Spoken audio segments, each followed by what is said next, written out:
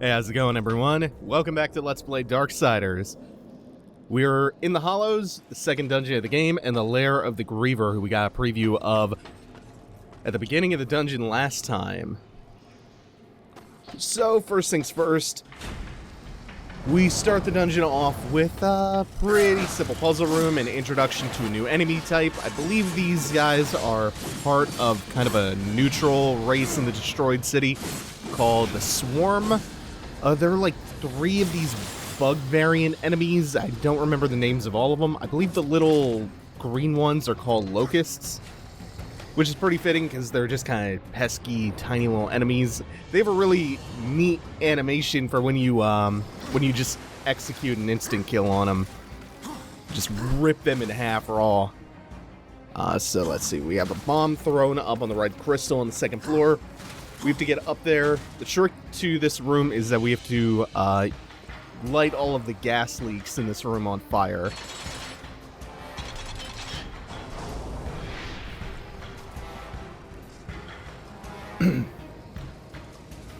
So the switch here lights the first gas leak, and then we can kind of use the crossblade to chain the fire from pipe to pipe.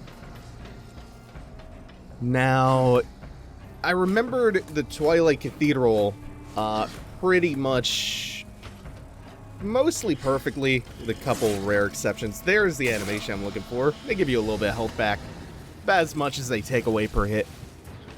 My memory's a little bit more fuzzy on the Hollows. I mean, it doesn't really matter either way because these are the 2 opening dungeons of the game, so they're pretty simple, but you're gonna see mistakes like that, just small little things cropping up here and there.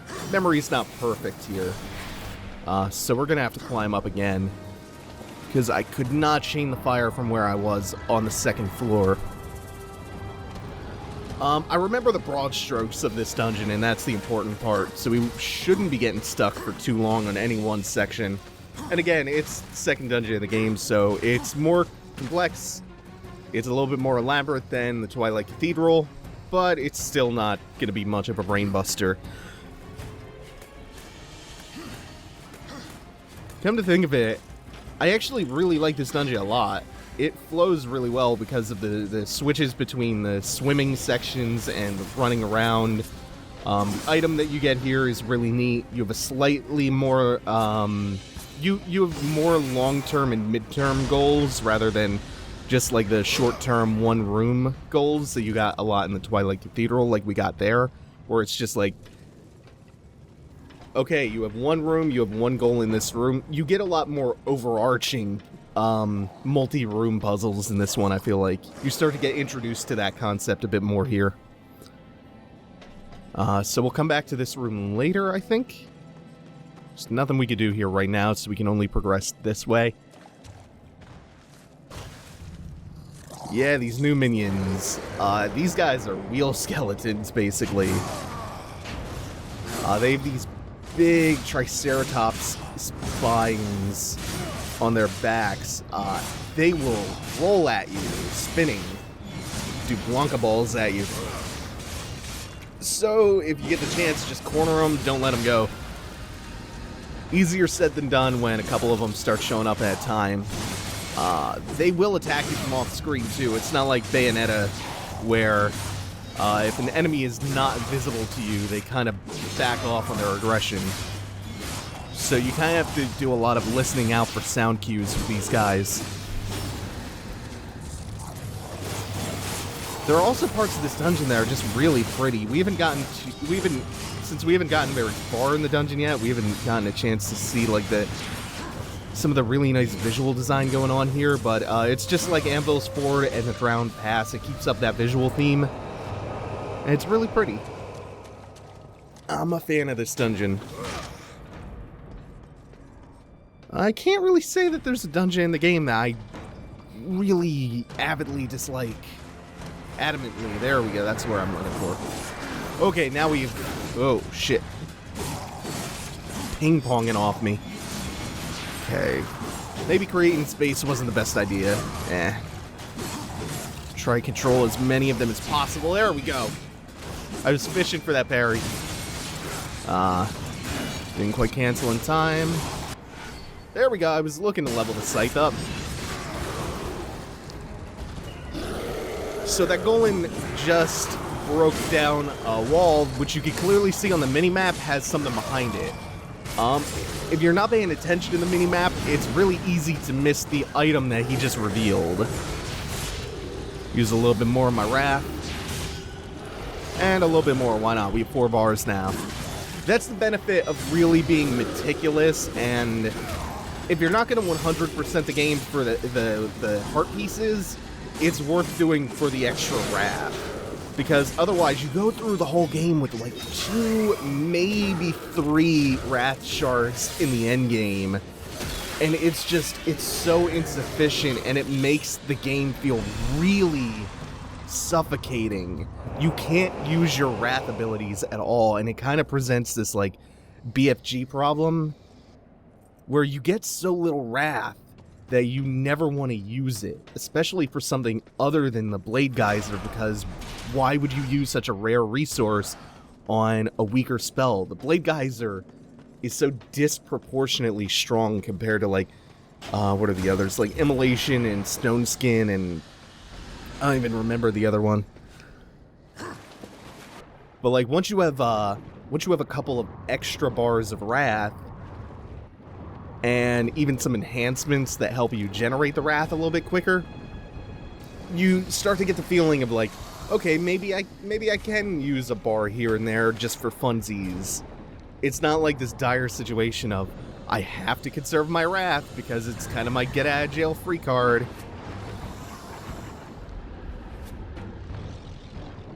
They solved that problem a little bit in Darksiders 2, I believe.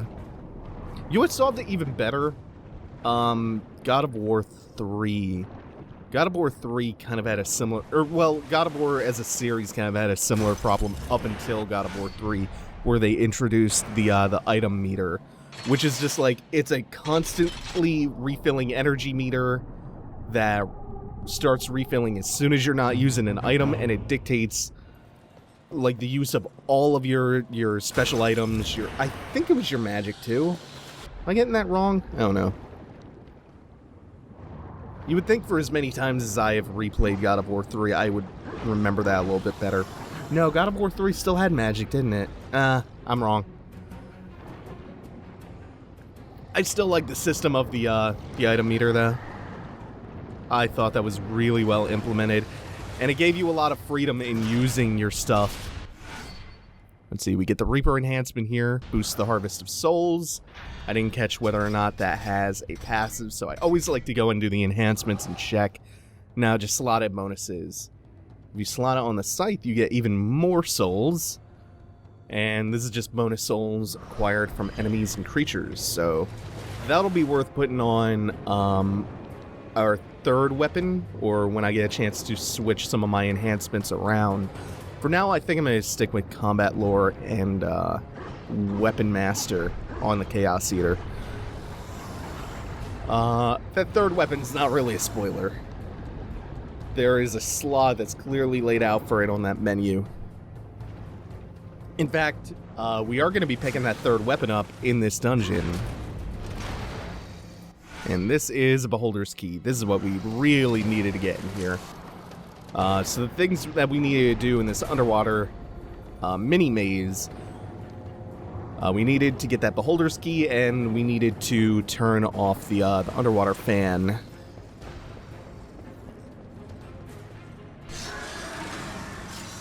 Somebody pointed out that these doors are actually kind of clever because you're sticking that keyblade into the eye of the beholder. I like that. And we know what this means because we saw it in the Twilight Cathedral. Badass chest means a new dungeon item.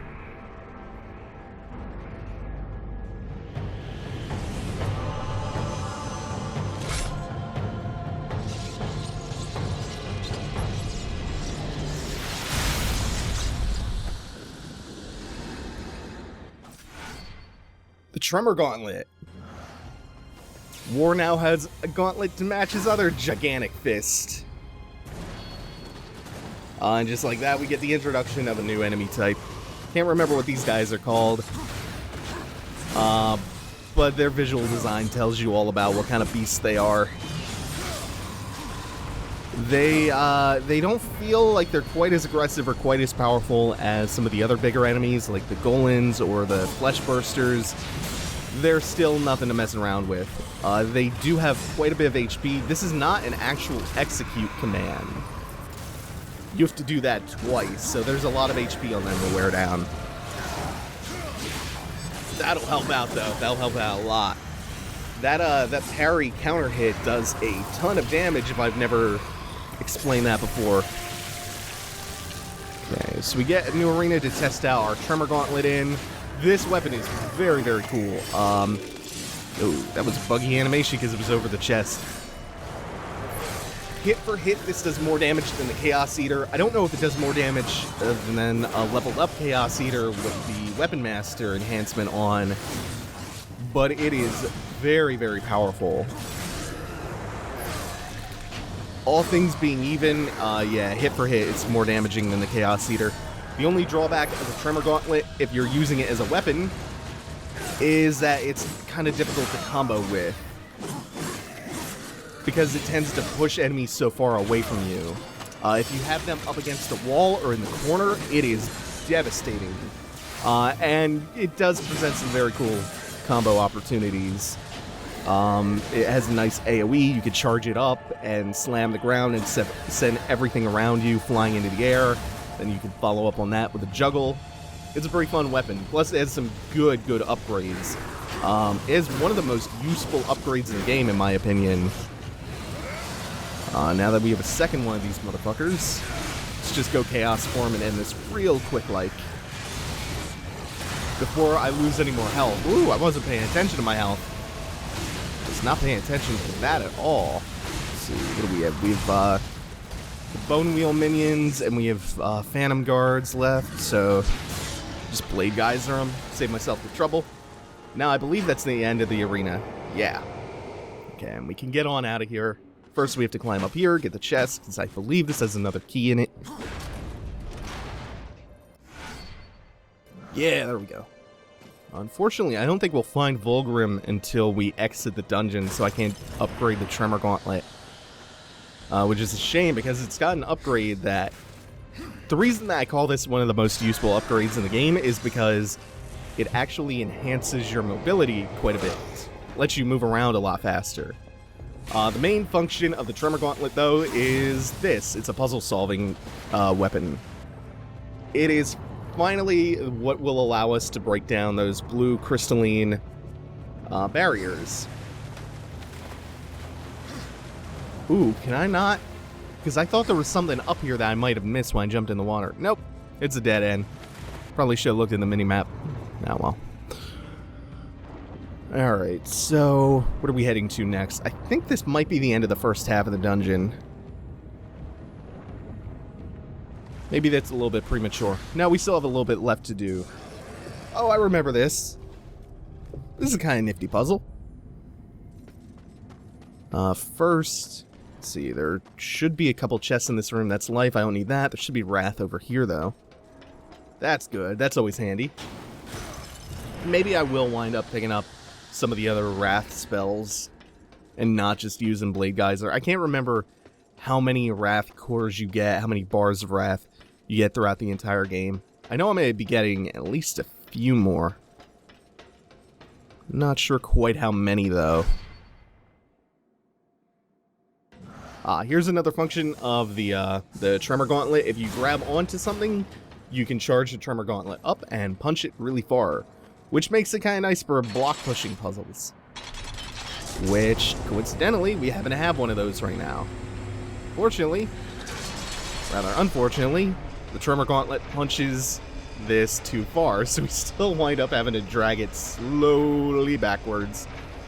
So there's a break in the railing here. We lift the platform up, and we can not do that. We can shockwave punch it to the next platform. And we kind of rinse and repeat that with a couple wrinkles for the next two.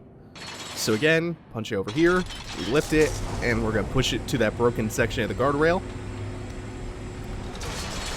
But since that next platform is raised, we can't quite punch over just yet, so we have to jump up on the little gear and lower this platform.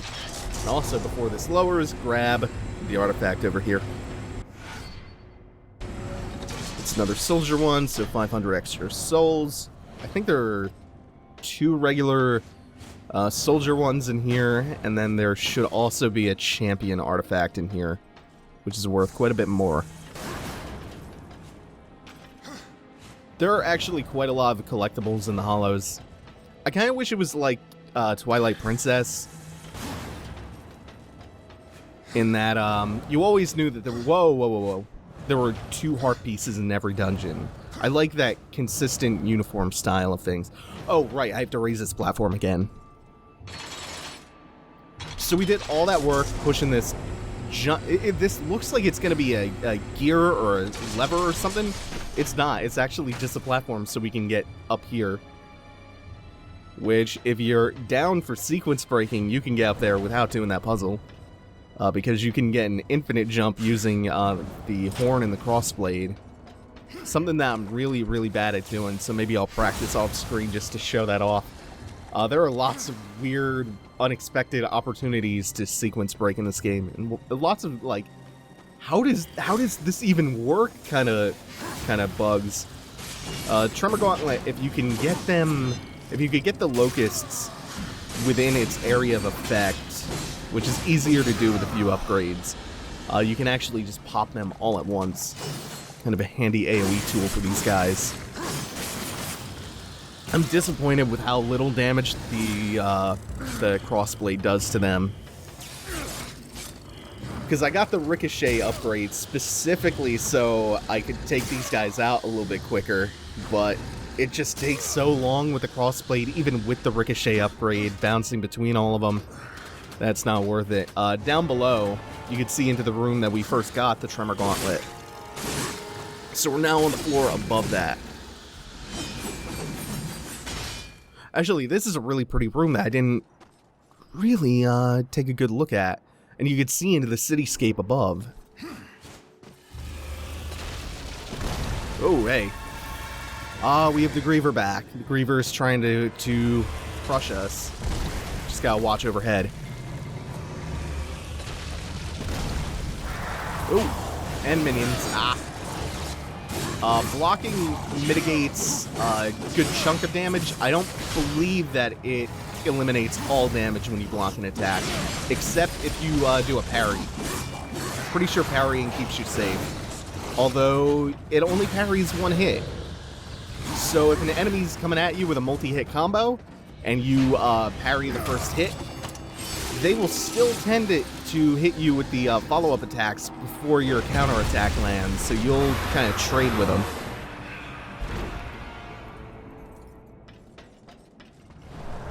Looks like she played you again. If she doesn't succeed, we get it. Another new variant of the minion type. This one shoots fireballs. Actually less threatening than it seems. It's more of a nuisance. This enemy type, in general, is not that prone to kill you. To killing you. But they're nuisance enemies. They're the kind of enemies that they're introducing now so that they can throw them in an arena later on with some of the bigger, more dangerous enemy types. Their whole goal is to distract you so the big enemies can land hits on you. Alright, so I told you we would be coming back here. We just kind of took the long, circuitous way around. Alright, so we have a little bit left to do in this room before we can proceed onwards, but we can break this crystalline barrier now. That releases a ton of water, which further floods this room, but it drains the water over here in this train cart room. So that is what we wanted to do. Before we move on to that room, if you swim to the bottom of this tiny lake, we find an artifact down there, and there's something else in this room that I don't want to miss. The map is in this room, but I don't remember where. So we're going to take a second and just scope things out and find that. Let's see, where can I get a good vantage point? Oh, wait. Is it... I missed it. It's right over here. There we go. So we needed the room to become further flooded so we could swim over to the map chest and pick it up. Good stuff. We'll take a little quick look at that. There are fewer floors in this dungeon, but you'll see in a second that... that's not my map button. It's much, much bigger than the Twilight Cathedral. Fewer floors, much bigger. Much more complicated layout. So we'll get started on the train car puzzle next time. For now, thanks for watching, everyone. Take it easy. Have a good one.